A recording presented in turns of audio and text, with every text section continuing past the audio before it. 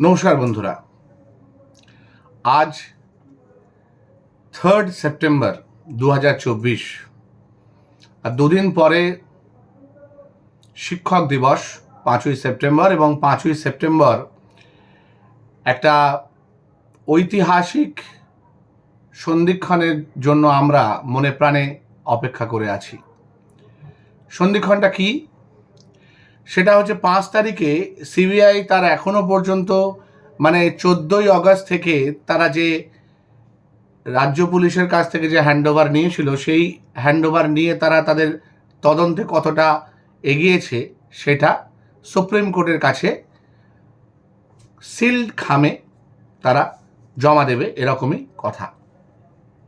এবং দ্বিতীয়বারের জন্য সরকারের 21 জন উকিলের সাথে নির্ভয়ার এবং আমাদের যারা মেডিকেল সংগঠন প্রোটেক্ট দ্য ওয়ারিয়ার সহ বিভিন্ন সংগঠন যারা ব্যক্তিগতভাবে নির্ভয়ার পাশে এবং জাস্টিসের জন্য লড়ছে, তাদের একটা সম্মুখ সমরে হওয়ার জায়গা, এবং সেখান থেকে কি আউটকাম হয় তার উপর নির্ভর করছে বা অপেক্ষা করে আছে জুনিয়র ডাক্তারদের আন্দোলন।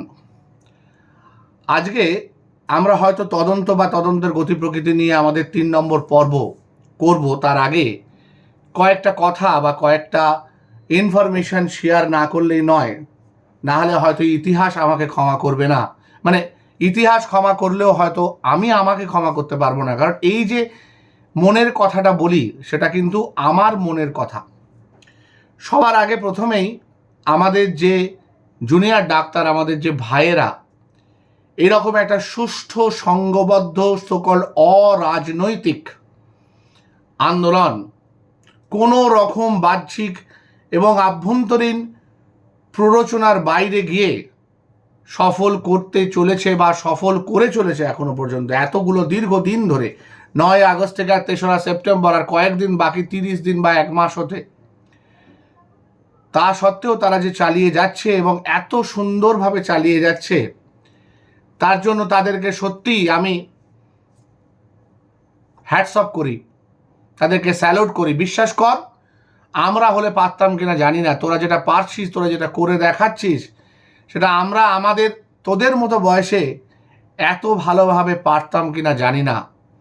এবং এই পারা দেখে আমার মনে হয় যে তোরা এতটাই ঘা খেয়েছিস, এতটাই ভেতর থেকে তিল তিল করে তোদের মধ্যে এই জিনিসগুলো ঢুকেছে, এতটা কদর্য একটা ব্যবস্থা, মেডিকেল ব্যবস্থা, যেটার আঁচ আমরা বাইরে প্রাইভেট হসপিটালে কাজ করে কোনোদিন পাইনি, বা আমাদের যারা কলিগ যারা সরকারি হাসপাতালে কাজ করে তারাও কোনোদিন আমার সঙ্গে শেয়ার করেনি। কোথাও একটা ভীতি, কোথাও একটা ভয়, কোথাও একটা অজানা আশঙ্কা, ট্রান্সফার হয়ে যাওয়ার আশঙ্কা, চাকরি চলে যাওয়ার আশঙ্কা, খুন হয়ে যাওয়ার আশঙ্কা, এই সমস্ত হয়তো কাজ করতো।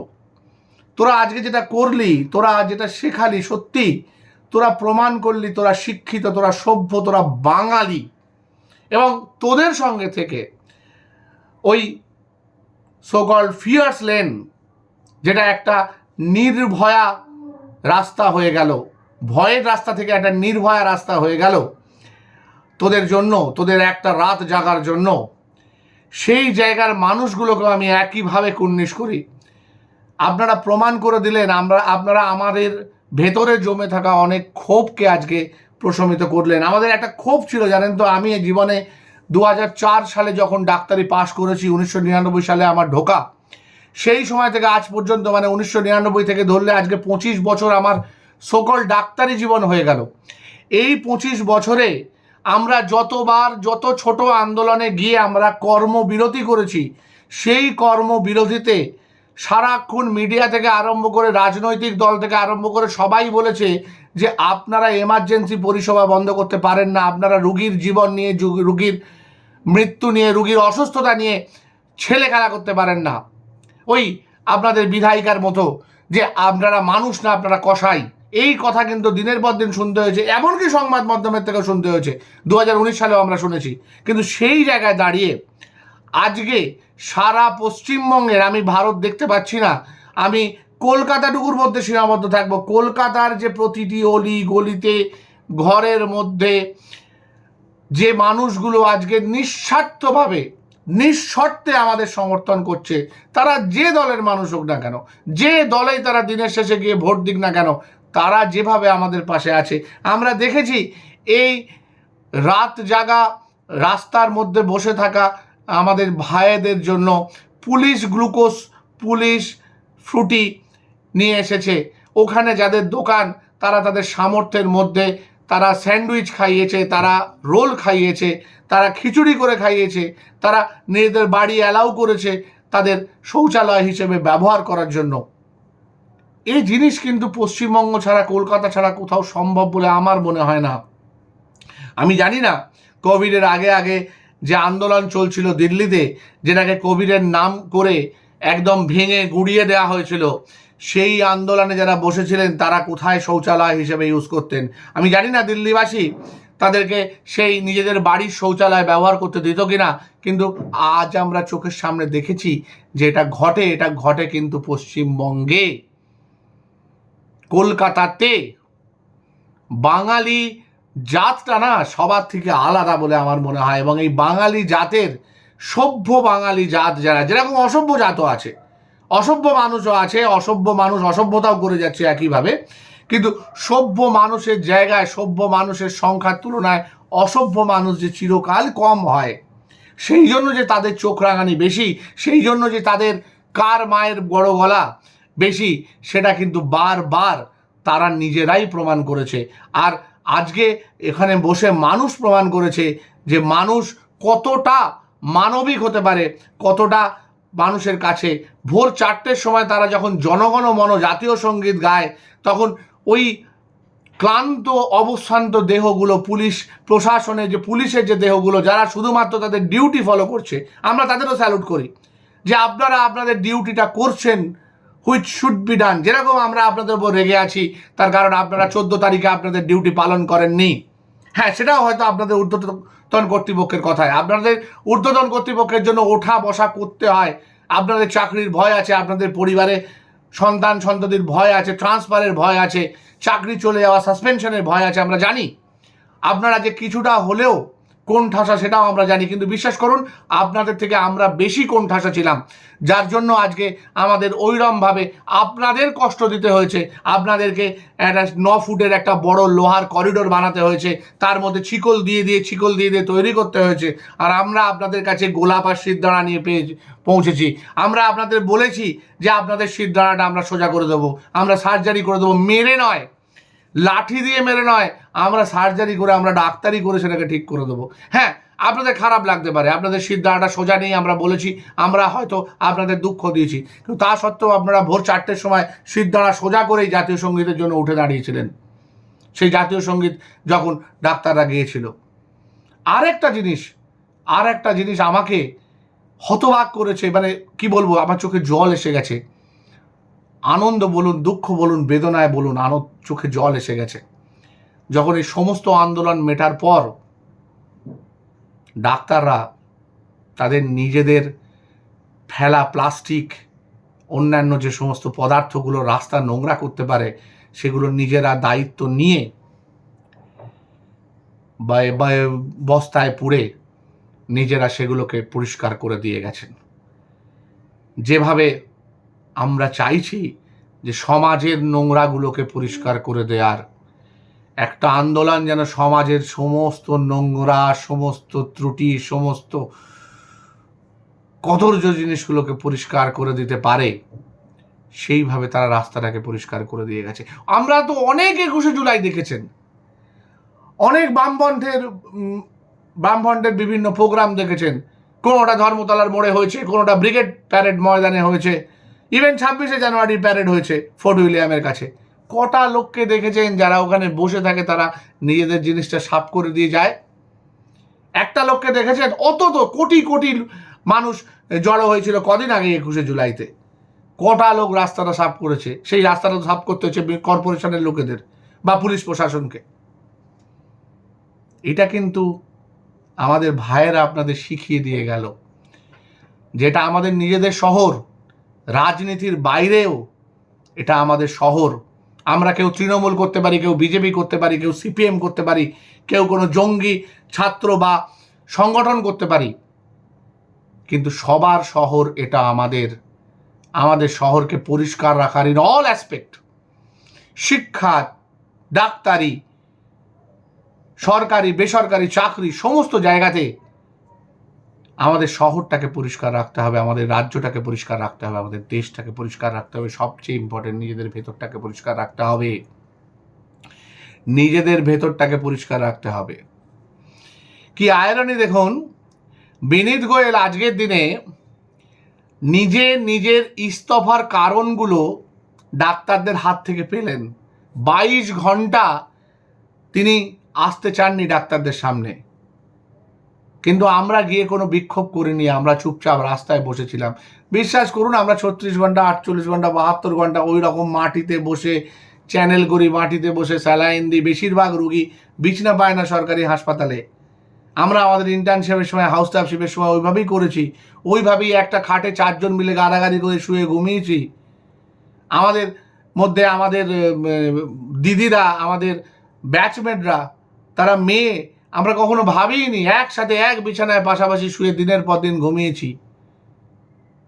আমাদের মাটিতেও ঘুমিয়েছি, আমরা মাটিতে শুয়েছি। যখন ছোট জায়গা হয় তখন দিদিরা এবং ব্যাচমেটরা, কখনো কখনো বোনেরা, তারা বিছানায় শুয়েছে, আমরা মাটিতে শুয়ে কাটিয়েছি। আমাদেরকে শুতে বসতে শেখাবেন না, আমরা রাস্তায় শুয়ে আরামসে ঘুমিয়ে পড়তে পারি, আমাদের এসি লাগে না, প্রয়োজন হয় না আমাদের। আমরা না খেয়ে থাকতে পারি দিনের পর দিন, আমরা জল না খেয়ে থাকতে পারি। বিশ্বাস করুন, এই যে রাস্তায় হাঁটা হলো না আরজিকর থেকে ধর্মতলা অবধি, এই যে এতটা রাস্তা আমি দেখেছি, আমি দেখে বলছি, জুনিয়র ডাক্তাররা, অনেক সিনিয়র ডাক্তার আছে যারা এই পুরো রাস্তায় ওই 3টে 3:30 গরমে এক ফোঁটা জল না খেয়ে হেঁটে চলে গেছেন। এটা এমন নয় যে আমরা খুব ফিট, আমাদের বডি ফিট, কোভিডের পর আমাদের অনেক রকম অসুস্থতা হয়ে গেছে, কিন্তু এটা আমাদের মনের জোর, আমাদের প্যাশন, আমাদের কাজ করার ভালোবাসার ইচ্ছা। এটা ওই 10 লাখ টাকা দিয়ে কেনা যায় না। 10 লাখ টাকা কেন, আপনার ভান্ডারে যত টাকা আজ পর্যন্ত জমেছে তা দিয়ে কেনা যায় না, বিশ্বাস করুন, কেনা যায় না। আজকে কি বিল পাস হলো? অপরাজিতা বিল। কি বিল পাস হলো? মেয়েদের প্রোটেকশন, ধর্ষণ যারা করছে তাদের জন্য দৃষ্টান্তমূলক শাস্তি, দ্রুত শাস্তি এবং সঠিক শাস্তি। আমি তো বলবো খুব ভালো, এটা তো হওয়া উচিত ছিল, কিন্তু এটা এখন কেন? আমরা যে ঘটনা নিয়ে আলোচনা করছি 9ই আগস্ট, তখন তো সেই ঘটনা ঘটেনি। নৃশংসভাবে ধর্ষিত তো হননি কেউ, একজন মারা যাওয়ার পর ধর্ষিত হয়েছেন। ধর্ষণটা সেখানে কোনো উদ্দেশ্য ছিল না। ওয়ার্ক প্লেসে ধর্ষণ বলে জিনিসটাকে বারবার গুলিয়ে দেওয়া হচ্ছে। আমরা বারবার বলছি এটা ওয়ার্ক প্লেসে হত্যা, এবং ওয়ার্ক প্লেসে হত্যা ওয়ার্ক প্লেসে সতীর্থদের দ্বারা। যাদের উপর আমি বিশ্বাস করে নাইট ডিউটি করছি, ওই যে বললাম, আমার দিদিটা, আমার বোনটা, আমার ব্যাচমেটটা আমার পাশে যে শুতো, সে কখনো ভাবতো না সে ইনসিকিওর। আজ পর্যন্ত কেন এই ঘটনাটা উন্নাও, হাতরাস বা অন্যান্য যতগুলো ধর্ষণ হত্যা হয়েছে তার থেকে আলাদা? কারণ সেখানে ধর্ষণটা ছিল মূল উদ্দেশ্য, সেখানে জাতপাত ছিল মূল উদ্দেশ্য, সেখানে উঁচু নিচুর বিভিন্ন রকম ভেদ, ধনী দরিদ্র ভেদ ছিল সেখানে উদ্দেশ্য, সেখানে ছিল পারভার্সন, সেখানে ছিল যৌন লালসা। এখানে তা নয়, এখানে একটা হত্যা, এবং হত্যাটাকে হত্যার পরে ধর্ষণ দিয়ে ঢাকার চেষ্টা, যে ঢাকাটা এখন ইনস্টিটিউশনাল লেভেলে, বিধানসভা লেভেলে চলে গেল, বিল পাস হয়ে গেল, যেখানে হয়তো ধর্ষণ হয়নি বা হলেও সেটা মারা যাওয়ার পর হয়েছে।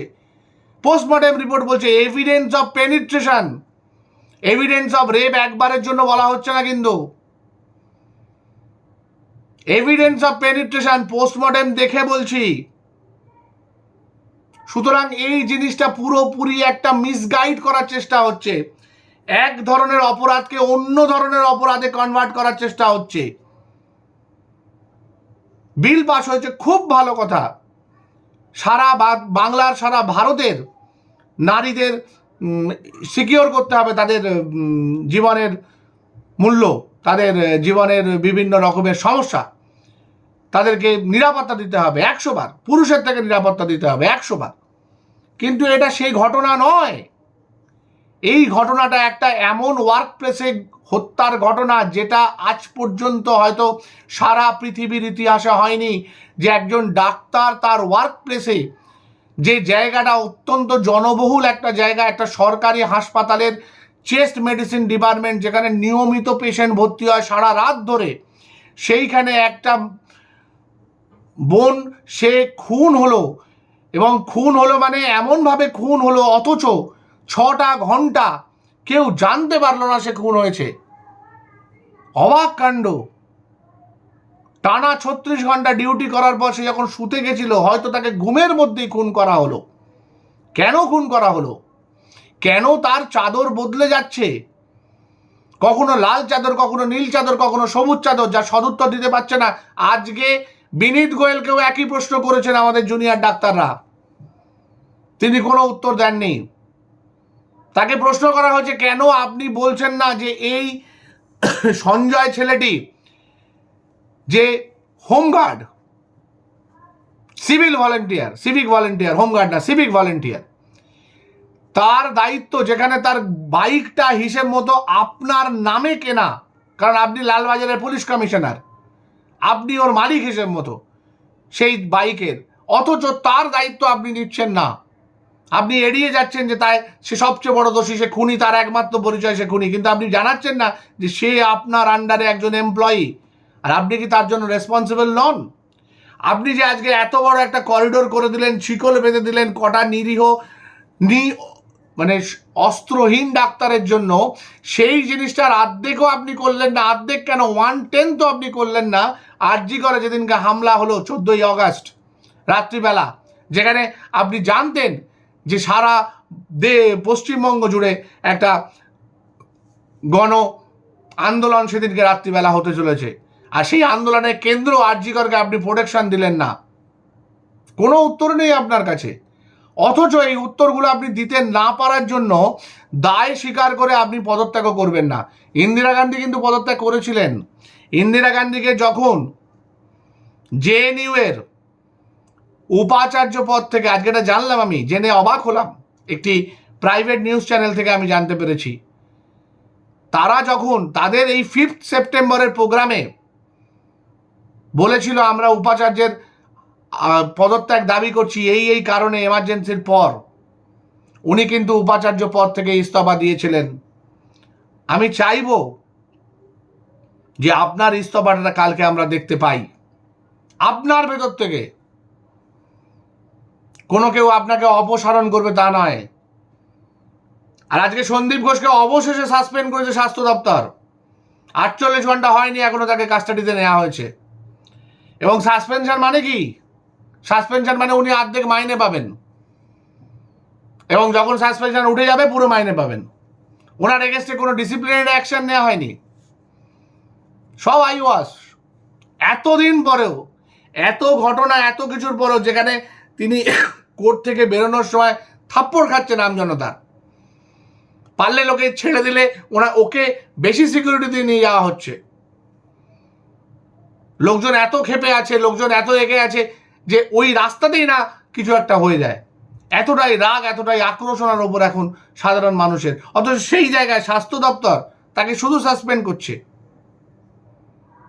ভাবা যায় আমরা কোন দেশে, কোন সমাজে, কোন রাজ্যে বাস করছি? তারপরে বিরোধী দলনেতা আর মুখ্যমন্ত্রীর মধ্যে চূড়ান্ত বাকবিতণ্ডা হচ্ছে বিধানসভায়। কি না, ধর্ষণের বিল আসছে। আরে বাবা, এটা ধর্ষণের সঙ্গে যুক্ত নয়, এটা যুক্ত একটা ওয়ার্ক প্লেসে মার্ডার হিসেবে। এবং এই মার্ডারটা শুধুমাত্র বাকিদের কাছে একটা, কি বলবো, সতর্ক বার্তা হিসেবে করা হয়েছিল। আমাদের দৃঢ় ধারণা একাধিক মানুষের মধ্যে ইনভলভ ছিল, অন্তত পক্ষে 6-7 জন ইনভলভ ছিল এই নৃশংস হত্যায়। এবং তার শরীরে নির্ভয়ার শরীরে যে পরিমাণ আঘাতের চিহ্ন, সেটা একটা আক্রোশ ইন্ডিকেট করে যে তার প্রতি আক্রোশ। কেন তার প্রতি আক্রোশ? তার প্রতি আক্রোশটা সম্পূর্ণ প্রফেশনাল। তাকে যে কোনো কারণেই হোক, তার কাছে হয়তো টাকা চাওয়া হয়েছিল, সে টাকা দিতে অস্বীকার করেছিল, সে পিজি পাস করার জন্য যে টাকা দেয়া তাকে সে দিতে অস্বীকার করেছিল, বা হয়তো সে কোনো র্যাকেট জেনে গেছিল, বা হয়তো ওদের কোনো গোপন কথা ফাঁস করে দেবে ভেবেছিল। যেমন ঝিকে মেরে বউকে শেখানোর একটা কথা রয়েছে, তাই ওকে নৃশংসভাবে খুন করে বাকি পিজিটিদের কাছে একটা বার্তা পৌঁছানোর কথা ছিল, বা বার্তা পৌঁছানোর সংকেত ছিল এই গোটা মার্ডারটাতে, যে দেখো আমাদেরকে টাকা না দিলে, আমাদের ফেভারে না থাকলে, আমাদের কথা না শুনলে তোমারও এই হাল হবে। This is the actual thing. এইটুকু আমি বুঝতে পেরেছি, জানতে পেরেছি আমার কিছু বিশ্বস্ত বন্ধু বান্ধব ভাই এদের কাছ থেকে। ভুল হতে পারি, ক্ষমা করে দেবেন যদি আমি ভুল প্রমাণিত হই। অবশ্য প্রমাণিত হতে পারবো কিনা জানি না, কারণ এটা নিয়ে তো কারো মাথা ব্যথাই নেই, খুন নিয়ে তো কারো কোনো মাথা ব্যথাই নেই। এখন মাথা ব্যথার টপিক হচ্ছে ধর্ষণ, আর নইলে সন্দীপ ঘোষের যাবতীয় কুকীর্তি। সে এত কুকীর্তি করে গেছে যে তার যদি কুকীর্তি শুধু খুঁজতে যাওয়া হয়, সিবিআই এর পুরো টিম, সারা ভারতবর্ষে যত লোক আছে সবের হয়তো প্রয়োজন হবে, তাও হাসপাতালের মধ্যে। অথচ এইখান থেকে হয়তো ভিক্টিমাইজ হবে শুধু সন্দীপ ঘোষ। কার নির্দেশে তিনি এই কাজগুলো দিনের পর দিন করে যাচ্ছেন, বুক ফুলিয়ে করে যাচ্ছেন। 2023-এ ওনার এগেনস্টে পাতার পর পাতা প্রমাণ সহ নথি জমা হয়েছে, যার জন্য সিবিআই জলের মতো ওনাকে গ্রেপ্তার করে নিতে পারলো। সেই জমা হয়েছে, তারপরও যে 1 বছর চুপ ছিল সরকার এবং স্বাস্থ্য ভবন এবং টালা থানায়, টালা থানাতে একজন এফআইআর পর্যন্ত দায়ের করেছিলেন ওনার বিরুদ্ধে। কোর্ট নির্দেশ দিয়েছিল টালা থানাকে ওনার বিরুদ্ধে সমস্ত প্রমাণ সংগ্রহ করতে। টালা থানা তদন্ত করে বলেছিল যে ওনার বিরুদ্ধে কোনো প্রমাণ আমরা পাইনি। অথচ সেই প্রমাণগুলো, সেই একই প্রমাণগুলো আজকে সিবিআই পেয়ে গ্রেপ্তার করছে মাননীয় সঞ্জীব ঘোষকে। ভাবা যায়? তো এটাকে আমি টালা থানার অপদার্থতা বলবো না? টালা থানার তৎকালীন ওসি বা তৎকালীন ইন্সপেক্টর বা যিনি এই তদন্তের দায়িত্বে ছিলেন, তার উপর কোনো ইনভেস্টিগেশন হবে না, তার উপর কোনো চার্জ পড়বে না। আর তার মাথায় কে আছেন? বিনীত গোয়েল ছিলেন? কে ছিলেন ওই সময়? আমার তো মনে হয় বিনীত গোয়েলই ছিলেন। বিনীত গোয়েল বোধহয় লাস্ট 2 বছর ধরে পুলিশ কমিশনার আছেন। তাহলে উনি ছিলেন, তাহলে ওনার উপর দায় বর্তায় না। এবং আপনার সাবঅর্ডিনেট যদি কোনো কাজ করতে অসমর্থ হয়, বা আপনার, বা যেটা রাজধর্ম, এটাকে তো রাজধর্ম বলে, রাজধর্ম পালন করতে যদি সে অসমর্থ হয়, সে যদি ব্যর্থ হয়, তাহলে তার নৈতিক দায়িত্ব আপনার। তো আপনার কি পদত্যাগ করা উচিত না? এবং একইভাবে সিপি যদি এই কাজটা করতে পারে, তার থেকে উঁচুতে যিনি আছেন পুলিশ মন্ত্রী, তার কি দায় নেওয়া উচিত না? তার কি পদত্যাগ করার কথা অন্তত ভাবা উচিত না? মাননীয় স্বাস্থ্যমন্ত্রী, মাননীয় পুলিশ মন্ত্রী দুজনেই সেদিক থেকে মরালি রেসপন্সিবল। আমি বলছি না ওনারা বা উনি দুজন তো একই মানুষ অ্যাকচুয়ালি, তারা এই ঘটনাটা ঘটিয়েছেন, বা তারা এই র্যাকেট চালাতেন, বা তিনি প্রত্যক্ষভাবে এই সমস্ত কিছুর জন্য যুক্ত, একবারও বলছি না, কিন্তু নৈতিক দায় নেয়ার কথা। যে কারণে গোধরাকাণ্ড হওয়ার পর, গুজরাটের অত বড় ঘটনার পর মাননীয় রেলমন্ত্রী পদে পদত্যাগ করে পশ্চিমবঙ্গে চলে এসেছিলেন। উনি তো নিজে স্বতঃস্ফূর্তভাবে পদত্যাগ করেছিলেন বিজেপি সরকার থেকে, অটল বিহারী সরকার থেকে। তো আজকে নৈতিকভাবে উনি কেন পদত্যাগের কথা ভাববেন না? আমরা পদত্যাগ করতে বলছি না, আমরা পদত্যাগ করতে দাবি করছি না। আমরা এখনো নির্ভয়ার বিচার চাই। আমরা অন্যান্য রাজনৈতিক দলের মতো দফা 1 দাবি 1, মুখ্যমন্ত্রীর পদত্যাগ বা স্বাস্থ্যমন্ত্রীর পদত্যাগ বা পুলিশ মন্ত্রীর পদত্যাগ বলছি না। আমরা বলছি অভয়া যেন সুবিচার পায়। হ্যাঁ, আপনি নিজে ভেবে দেখতে পারেন আপনি এর জন্য মরালি রেসপন্সিবল কিনা। আর আপনি যদি মরালি রেসপন্সিবল নিজেকে ভাবেন, তাহলে আমার মনে হয় এই সিদ্ধান্ত আপনি অতীতেও নিয়েছেন, ভবিষ্যতেও নিতে পারেন, বর্তমানেও নিতে পারেন। তবে হ্যাঁ, আমরা যে পুলিশ প্রশাসনের এতটা মদতে, আমি গাফিলতি বলবো না, আমি মদত বলবো, প্রত্যক্ষ মদতে এই ঘটনাগুলো দিনের পর দিন সঞ্জীববাবু ঘটিয়ে চলছিলেন। যে স্বাস্থ্য ভবনের প্রত্যক্ষ মদতে এতদিন ধরে সঞ্জীববাবু এত কিছু করে চলছিলেন, সেই স্বাস্থ্য ভবনের সংশ্লিষ্ট আধিকারিকদের, স্বাস্থ্য সচিবের আর পুলিশ কমিশনারের অন্তত তাদের পদ থেকে সরে যাওয়া উচিত, নইলে তদন্তও নিরপেক্ষ হবে না। উনি জেলে থাকলেও ওনার আন্ডারে যারা আছেন বা ছিলেন, যে র্যাকেটটা চলছিল, তারা কিন্তু এভিডেন্স মেটানোর চেষ্টা করতেই থাকবে এবং সিবিআইকে প্রেশারাইজ করতে থাকবে। সিবিআইয়ের ট্র্যাক রেকর্ড বিশেষ ভালো নয়, বিরাট ভালো নয় সিবিআই এর ট্র্যাক রেকর্ড। বেশিরভাগ সাজাই, বেশিরভাগ ইনভেস্টিগেশনই আধা অর্ধেক হয়ে পড়ে রয়েছে এখানে ওখানে। আর এখানে তো প্রথম দিন থেকে ওনারা বলে দিয়েছেন যে there is tampering of evidences in the crime scene. তোরা বলতেই পারেন নোবেল জুরির মতো আমরা কিছুই পাইনি, আর তো হয়ে গেল, জাস্টিস শেষ। একটা অপরাজিতা বিল পাস হলো মেয়েদের সিকিউরিটির জন্য। আবার একটা অদ্ভুত কথা তার মধ্যে নাকি আছে, যে মেয়ে চাইবে না নাইট ডিউটি করতে তাকে নাইট ডিউটি না দেওয়া হোক।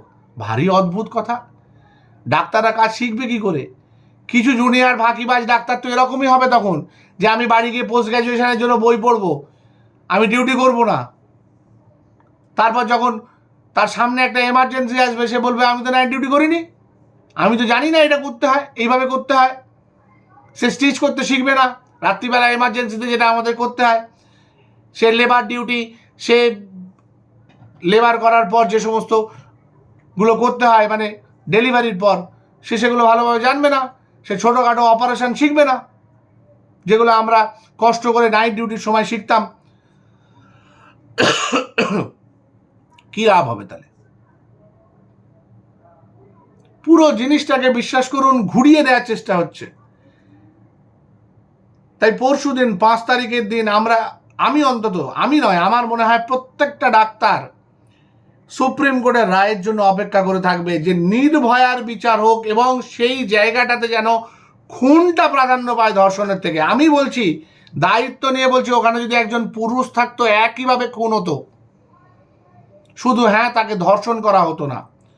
এখানে ধর্ষণটা হয়েছে জিনিসটাকে ঘুরিয়ে দেওয়ার জন্য, এবং সেই ঘুরিয়ে দেওয়াটা এখনো পর্যন্ত চলছে, ইনস্টিটিউশন লেভেলে, বিধানসভা লেভেলে চলছে।